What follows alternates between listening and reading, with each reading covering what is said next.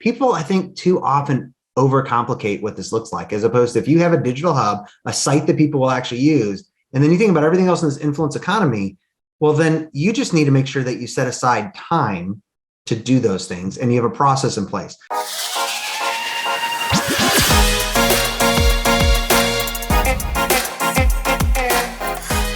Hello and welcome to episode 100 of the Smart Agents Podcast. My name is Michael Walter and I'll be your host.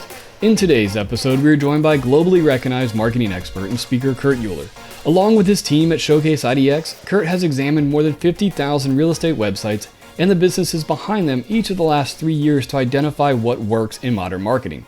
Throughout our conversation, Kurt shares the key features of an agent website, the tips for effective drip campaigns, and how agents can tap into influence marketing to scale their businesses. Now, before we get on to the day's featured interview, make sure to subscribe to the Smart Agents Podcast. You can find the show on all major podcasting platforms such as Apple Podcasts, Google Podcasts, Spotify, and now Amazon Music.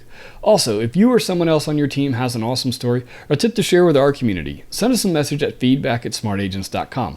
We're always on the lookout for new stories to share. All right, let's get on to the day's featured interview with Kurt Uhlir. It's jam-packed full of great information, and if you're interested in checking out Showcase IDX, I've included a link in the episode description. So really the way I like to start everything out is if you could just introduce yourself to us a little bit, who you are and what you do in the marketing space.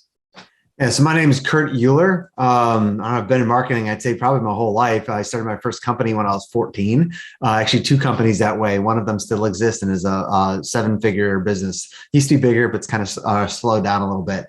But today I run Showcase IDX, which powers thousands of real estate agent websites, their digital hubs across 100 plus brokerages and teams across the country. And a lot of big brokerages too, encasing things like exprealty.com runs on it, but a lot of individual agent sites, which is a lot of fun. So behind the scenes, I've now looked at myself, let's say over the last 4 years, more than 200,000 agent websites and a lot of the numbers behind them to see what makes them successful and not all of it's online stuff. So puts me in an interesting place coming from a non-real estate background until about 4 years ago, finding a lot of success for thousands of companies outside of there, and then coming into real estate and being able to see a lot of the behind the scenes data about what works and doesn't. Right. So, before we kind of get into some of those things that can help people, up their marketing, I'd love to know, when you're doing this research and when you were doing, looking at these websites, what were some of the big things that you saw that, weren't working and also weren't being really successful? The biggest thing I find is not working is actually, it's amazing how many agents to a marketer do not have their own website. They have a subdomain site on Keller Williams or an EXP or something site. And so if I was kurtuhlir.kw.com to Google, first of all, it's okay site. It's a business card site. It's better than nothing. But NAR says that the average agent changes brokerages every 5 years. And so if I'm with EXP this year, the numbers say I'd be with Keller next year, Remax, and 5 or 6 years after that, or some boutique brokerage. Doesn't have to be any of the large ones. Well, it takes time to be successful online and to have your persona grow. So the biggest thing that I find is if I don't have kurtuhlir.com or some version of that, Kurt sells Sarasota, it's hard to actually get momentum from a Google rankings perspective. And it ties me much more to the brokerage than it probably should be, because agents are 1099 contractors. And so the business is not where you're hanging your shingle. That's important, but you are your own business. And so I actually find most agents don't even, they may have a subdomain site, maybe, but they don't have a site. And if they do, they tend to actually fall into a business card site where they're like, yeah, I have one. And it's kind of the cheapest thing they have because they just assume that their clients will go and use Zillow. And that's we can talk more about that, but it's you want to kill a business, make that assumption. You will not find, a high growth agent that believes that, hey, by default, my agents will go to Zillow. It has a place, but it's not there. Right. One of the things I always find also is, they might not even have their own website. And if they do have one of those, business card sites from the brokers, they don't even have their picture on it. There's just it. So when it comes to actually, building their websites, what are some of those, first steps that you think people should do to get something launched to start growing their website? Well, good question. The first thing is realize that, like you are not your customer. So whatever you want on your website, stop building it for you. I mean, like agents are really important in the transaction, but this is an agent, a site for potential home buyers and sellers. And so I believe we're kind of core of like, we shifted about 5 or 6 years ago into what I view as the influence economy. And so I'm going to choose my agents. Agents don't know it, but they're getting vetted behind the scenes by at an average of 3 to 5 with 3 to 5 other agents before somebody chooses to work with them. And so like, how are people making that choice? Well, I may have come to your website from a pay-per-click ad, which is great, or a Zillow lead, but the website has to then make me want to work with you. Or if I meet you at a church event or synagogue or anything, like I have to then realize like, why should I work with you? And it's not just, hey, I help people buy homes in Roswell, Georgia. That's where I live. My agent, his narrow niche was they help family. He works with kind of 2 other agents. They help families primarily at 2 large churches in their late 20s to early 40s with young kids find homes in Roswell, Georgia and East Cobb. Like that's their niche. They don't help condos. They don't help singles. Of course, there's situations where they may help somebody sell a house, but usually if they'd worked with them before, that hits their tight niche. So if you actually go to Bobby and you go, hey, like I want to buy a condo in downtown Roswell, he'd be like, I need to refer you to someone else. That's not what I do. And so your agent needs to have that decision-making impact up front. And so like those thoughts have to be done before somebody even starts building a website in my mind. And then the second thing is like, literally it is home search. I mean, that's where it comes to the day at the end of the day. If your site does not have a home search that your clients will actually use, I can guarantee only one thing about your clients, that they will go to Zillow, Redfin, or Trulia to do their home search. And so, that's why we have a lot of people actually come to Showcase IDX, because it's the only like independent search that consumers choose above Zillow. There's other ones that are good, but not like that. And it's like, well, you have some of these cheap bargain basement subdomain options. Your client, you're going to get great leads that come in, and a competitive agent is going to be calling them.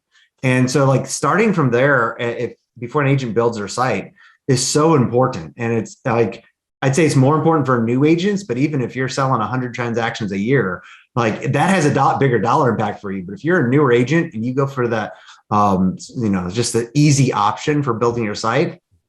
Yeah. Now when your aunt who loves you, but knows you as an accountant or a school teacher, and she's one of 5 transactions you might do this year, she goes to Zillow and Brian calls her up, and Brian's done 80 transactions this year and is a much better talker than you are. And your aunt's going to choose Brian over you. Right. That's a big deal. Right. And, so you're talking about that, really kind of honing in on what your target audience is and who you're working with when putting that website together. How do you showcase that on your website to where it does come up in searches when people are looking? Well, it depends on things. Like if you're tapping that kind of tight niche, like I mentioned, like my agent here that helped my wife and I buy this home, that should actually be like in your bio. Bios are wonderfully important. And both what goes on the site, but also that short, Twitter worthy, Pinterest, Facebook kind of version. That's like, it should be that I help blank, blank, blank in this area. But beyond that, for me, it really comes down to community pages. I mean, people like Google's smart enough to know when I search for homes for sale, they know where I'm looking at. But most people are still typing, single family homes or homes for sale in Roswell, Georgia. And so you should have a page that's on your site about Roswell, Georgia, or individual neighborhoods, as you have time. You don't have to do it all at once. And actually, no agent should ever try to like have everything I think they'd want on their website up front. Start with what you have. But it's like, I have a agent I work with named Patrick Higgins in Nashville. He's Nashville Home.guru. He is an incredible agent, but he's an incredible marketer. And so him and a couple of other people on his very growing team, they just make a couple of these little neighborhood community pages every week. And so every agent does, 2 or 3 of those a week. And so you think about doing that over a year and a half. And he's in Nashville, so they've had to go outside to suburbs like Brentwood, and he gets tens of thousands of visitors from Google every month, because he literally has these little neighborhoods throughout the Nashville area. That it does take technology like the home search, that's part of it, but then they put on top the local information, which every agent knows. Like agents try to overcomplicate this, as opposed to your point, like how do you get somebody to know what your niche is or why they should work with you? I live in Bristol Oaks in Roswell, Georgia. I guarantee almost any agent here could talk for 2 to 5 minutes about Bristol Oaks. Just put those words on the page. That's all that matters. Right. Yeah. I mean, and it is one of those things, like once you do one, you can really kind of build out your template and your checklist and just fill in those boxes. What are the schools? What are the, all that great stuff. And a lot of times agents try to do it themselves, and that's completely fine. I know a lot of agents that do, but to your point, once like you get a template for those neighborhoods, like you can systematize that. And it's like, that's a great place for a VA. If you have an office manager, even a transaction coordinator in your team, you hand it to them. It's like, I could take out my phone and do a 2-minute voice note on Bristol Oaks and send that to you. And you cannot live here at all. And as a marketer, you could make the page happen then. Well, every agent could do that. It's just a process they have to figure out, as opposed to figuring out, I need to do all of this. And like, well, no, maybe actually you don't. Right. Yeah. And I think, like he's just even doing the pages, having that, that bio page, it's so important, because so many times I'll go and I'll look at agents' websites and there's very little in that about me, right. And that is such a great place to pack in that information to get you searched. Yeah. I mean, I like it. It's needed to rank on Google, but it's a business mentality and mindset for me, much more. I mean, more so than, like, of course, I love to be Patrick Higgins, get 50, 60,000 monthly visitors from Google. Most agents would, but most agents, if you ask them, why should I work with you? And they give you this, I like people, helping people, buy their next home.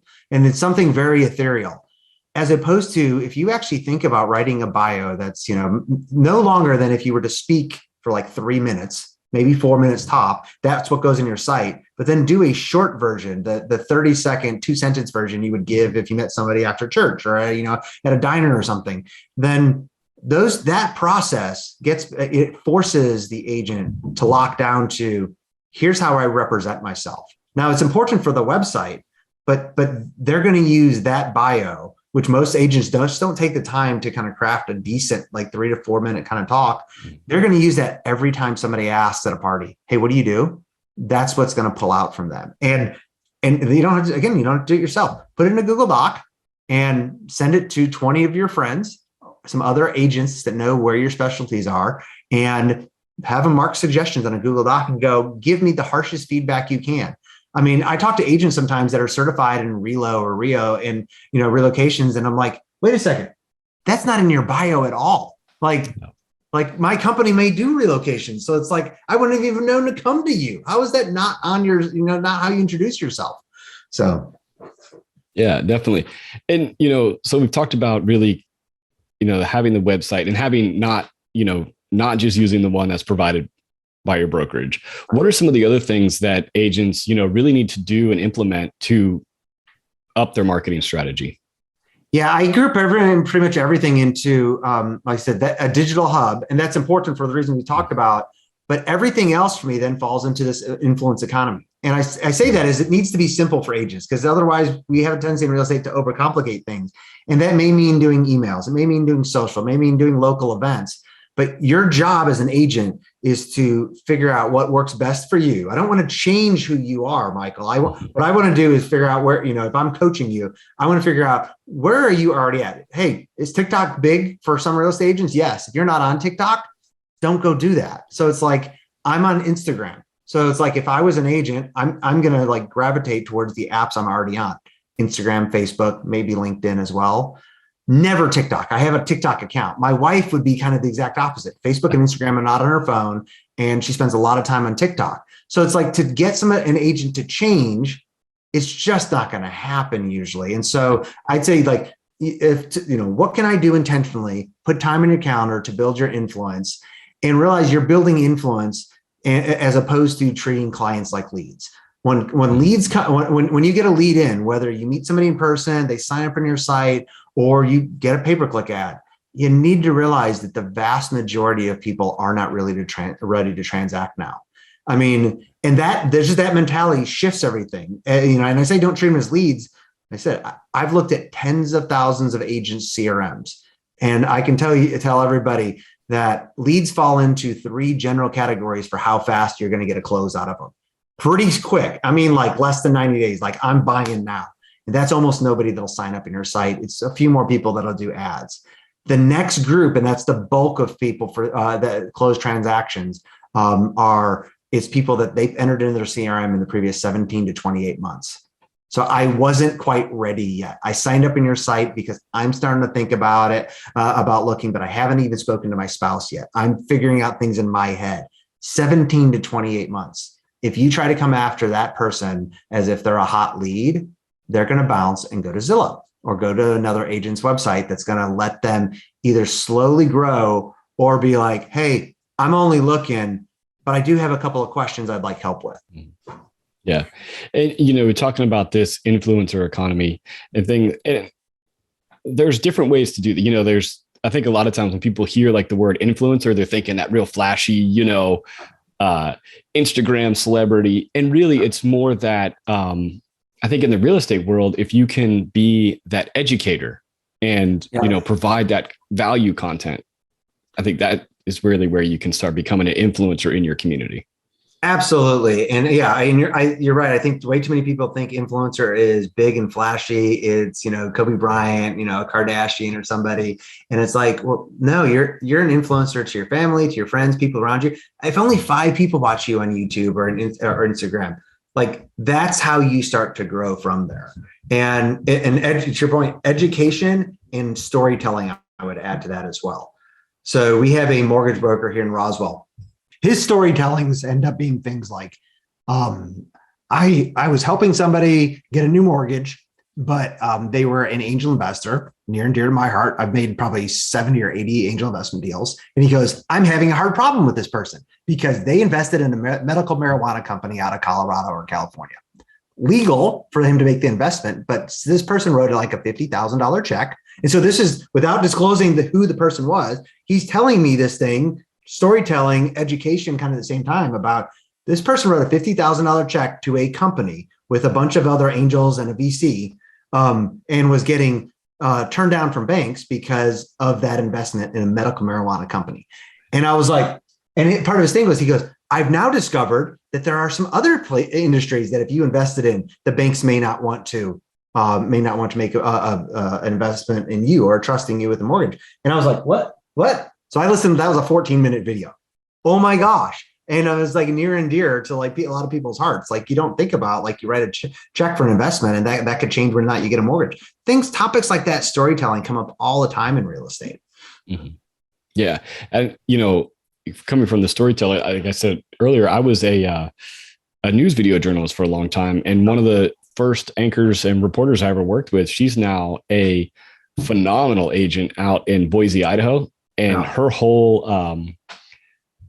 what really sprung her was using her ability as a storyteller and as a journalist to tell the story of the communities. And now she is like the relocation queen out in Boise. And it's all because she did a couple of videos on YouTube and they exploded.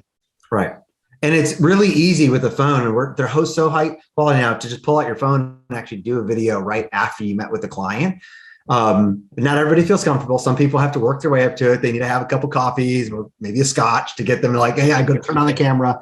That could also, it doesn't have to be on video. It could also be a print article. And if that's not, if you're scared about getting on video, that's okay. Then still capture those stories, put them on your site, work with a writer if you need to, and then send those out as a newsletter to people. I mean, it's people, I think, too often overcomplicate what this looks like, as opposed to if you have a digital hub, a site that people will actually use, and then you think about everything else in this influence economy, well, then you just need to make sure that you set aside time to do those things and you have a process in place. If I have an idea, I might take out my phone and just do that and record it now. I also I use Trello, so one of these project management solutions. And so I have a column just for article and video ideas. And so if I'm at Home Depot with my 3-year-old and he runs down an aisle and I think of something, first of all, I usually go and get him. Sometimes he'll come back. But then I just add the idea to my Trello card so that then when I have time, I didn't lose the idea. I have a trusted system that'll capture it. And then I can pick up and run with that idea in 2 weeks or 2 months because I may have other things kind of going on. But everything on the influence side, it should go back to that digital hub, because you might go from 2 people following you on Instagram to 200 to 2,000 in your community. Well, what happens when Instagram changes their algorithm? or Facebook or anybody else. You first of all should be training your sphere of influence to go to your site, because kurtuhlir.com is not going to change. That's my hub. And whether I'm doing email or anything else, the same thing. If I talk to you in person and say, oh, you're looking to move to Bristol Oaks, the neighborhood we were talking about. Well, I've already written that on Bristol Oaks. I'm going to follow up with you with an email about, here's a link to that Bristol Oaks, that I kind of write up I have, since you're looking at that neighborhood. It all comes together very easily when I think about, I'm not treating you as a sale right now. Too many agents do. And I'm just trying to help you, meet you where you're at. Right. Yeah. And I think, and like you were talking about those 17 to 28 month, or, like that big core of your list, I think it's so important to have those nurture campaigns and have those, just those little things that keep telling them, hey, I'm the person. When you're ready, I'm the expert. I'm the person that you should be coming to. Absolutely. And nurture campaigns, I think so often agents also feel like I have to have all this content for a nurture campaign. Most CRMs, you can get started with an article. You're going to have a newsletter of stuff you could do once a month, as long as you set aside time from it. And also drip campaigns that I think too many agents miss, that are super low hanging fruit for them, are we usually think about MLS listing alerts as only of interest to somebody when they're buying or selling. And they're not if you approach it right with your. And so if I've just, again, I go back to data. If I came to you right after I sold you your house and tried to say, hey, can I sign you up for open houses in your neighborhood? You're going to kind of like, you get a little sales feel and you stand off. If I get you signed up for new listing alerts, the same kind of feel. There's a sweet spot of like 6 months to about 18 months at the high side, where if you go to somebody after you've helped them close a transaction, you say, hey, if you just want to know what's going on in your market, you do want to know when your neighbors are upgrading bathrooms or whatnot, like I can sign you up for open houses and like that, or listing alerts. And you do it very non-confrontational. You either trigger their curiosity, or like, hey, do you just want to go see what's in the neighbor's house? Or do you want to know what's happening in the area? And to protect your own investment. Well, when you do that, in that 6 to 18 month time frame, people are usually really accommodating because it doesn't feel silly. After 18 months, often if there's two homeowners, one of them is thinking about buying already. They haven't told the other one yet. They may not actually make a transaction until year 5 or 7, but somebody's starting to look. Well, so if you get into that, all along in 18 months, you trigger that. But that literally, whenever an open house comes up in Bristol Oaks, I would get an email from your website. That's a drip campaign. And so to your point, it reminds me, oh, Michael's my agent. And not only that, well, if I have a friend that wants to move in the area and I just saw that listing, you're 3 times more likely to get the referral, because instead of me just remembering, oh, you should talk to Michael, he helped me buy my house, I'm just going to forward them the email from your website, which is going to send them back anyways. So that's the numbers we see. Is it's a 3x increase from doing those listing alerts, but as a drip campaign, a 3x increase in referrals. Right. I love that idea because, like my wife and I, as of right now, we have no intentions of moving. But because of the way the market is, anytime we see a house on the market in our area, we're super interested to see what it's, what it's going for and what, how fast it sells and all those kind of things. Yeah. I stopped by a garage sale / moving sale. A woman's moving in her neighborhood because I was like, oh, like moving sale, that sounds like furniture. I wanted to see what upgrades have been done in the house. Right. Yeah, definitely. So one of the things that I see here is, talking about the high achieving servant, and tell me a little bit about what that is. So I've written a lot. I've been a fairly known speaker for a while on servant leadership. There's authoritative leadership and other styles, and I really believe in servant leadership as like instead of telling people exactly what you need to do, you need to coach them, mentor them. It's weird for some people because they're used to being told what to do and hard limits. But I've led a lot of successful companies, and I've worked with some incredible people that have taught me things. And it's like taking things, not just servant leadership because it feels good, but realizing if you want to grow a business, by far the best way to grow it the fastest and biggest overall is kind of combining a high achieving approach with servant leadership and letting people grow into who they're actually capable of being. And I find most people they don't take that approach. They take much more of an authoritative or hierarchical approach. Right. And I think that approach is a great approach, especially for the real estate industry. And, when brokers or, agents themselves are trying to build up those small teams, because I think those smaller teams, the more and more I talk to people, that's where, I see more people, having those little, offshoots that they might be affiliated with the EXP, but they have that smaller team. Yep. And the leadership within those smaller teams is so fantastic that agents from all over are trying to join those because they're teaching and they're allowing their agents to grow. Yeah, I mean, and I mean, there's the other approaches, a hierarchical approach, a very authoritative approach can work for a short period. I mean, there's different people that like, different mentalities when somebody goes to the gym. Some people like the drill sergeant. Some people like the very motivator. I prefer the drill sergeant, the guy the man or woman who's yelling at me, that helps me in the gym. I couldn't live that way though for probably the full day, but definitely not day on day, week over week. And so you're not going to grow a team or have people wanting to come work for you like that. And so as opposed to I have a number of roles that, I'm hiring for right now between software engineers and marketing roles. And it's at this point, though, having done this for decades and been a very different style, very authoritative, poor leader in the past, now I can send out an email to, 400 or 500 people saying, hey, I'm hiring. And people maybe love the job that they're in. One, they may be interested, but they will definitely go and share it and tell it with their network because they're like, you want to go work in this type of environment if you can, not just because it's a better field, but they're like, you'll grow a lot faster in your career than you will in anything else. Right. What can you tell me a little bit about Showcase IDX and what, for people that aren't familiar with it, what you guys can do to help them?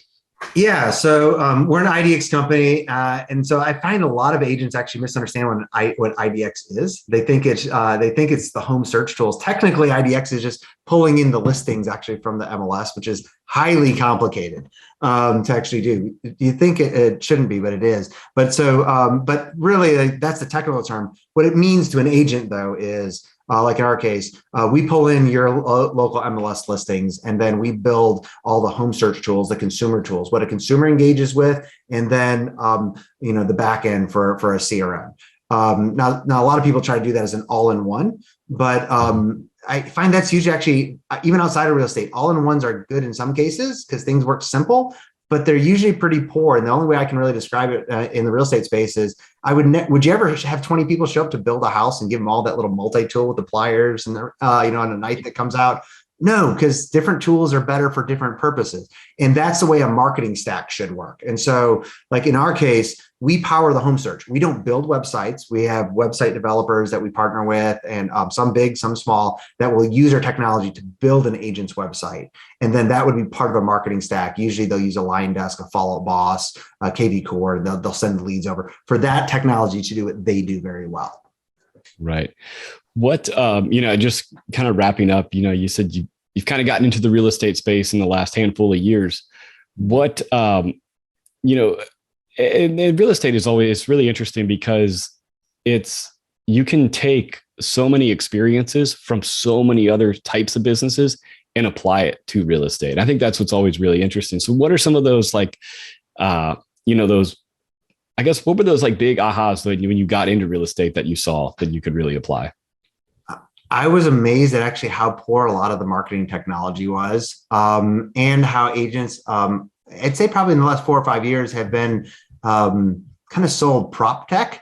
And there are things that are prop tech that, property management tools, it's unique to properties, but like a website, our home search that powers that, it's marketing technology. It's how you market to your clients. And but I was just amazed at how many agents were still using CRMs that felt like that they were 12 years old, and websites that were using subdomains or iframes, which is like a window into a website. Google knows the difference. And how kind of hard it was to actually kind of point out here's what modern marketing technology looks like, and outside of just our technology, and walking people through that. I mean, I do trainings now, and even how to write a real estate bio. And I have dozens of, I could do it at 2 a.m. and dozens of agents would show up to it. And I'm like, which I appreciate, and I'm happy to help and serve. But I'm like, this is writing a bio. This shouldn't be that difficult. But But a lot of other industries, with solopreneurs, are the same way. If you look at lawyers or financial planners, it kind of follows the same thing. And so I was just really just amazed at how much of best practices in a lot of other industries haven't come here, but how there's a lot of similarities as well. So I often find the best way to help agents grow is actually sometimes with other agents, but it's usually helping them find a small mastermind where they put together a financial planner, an accountant, some others that are in kind of the same state of, God, I need to grow my business and I'm not really sure how, just to like have both a social network, but also an accountability group to be like, well, let's do this together. Right. Right. Well, thank you so much for taking the time to talk with us this morning. I think, it's always great having, people from, your background and your experience join the show and kind of, share your marketing tips. Yeah. Thanks for having me. Look forward to sharing it with my audience as well. I want to thank Kurt for joining us today, and it's easy to see why he's been so successful and really appreciate him for sharing all this great marketing insight he's gained over the years. So once again, if you think you or someone else on your team has an incredible story or tip to share with our community, send us a message at feedback@smartagents.com. Well, that wraps things up for this episode, but remember, follow the show wherever you listen to podcasts and make sure to subscribe to the Smart Agents YouTube channel. Again, I'm Michael Walter, and we'll see you on the next episode.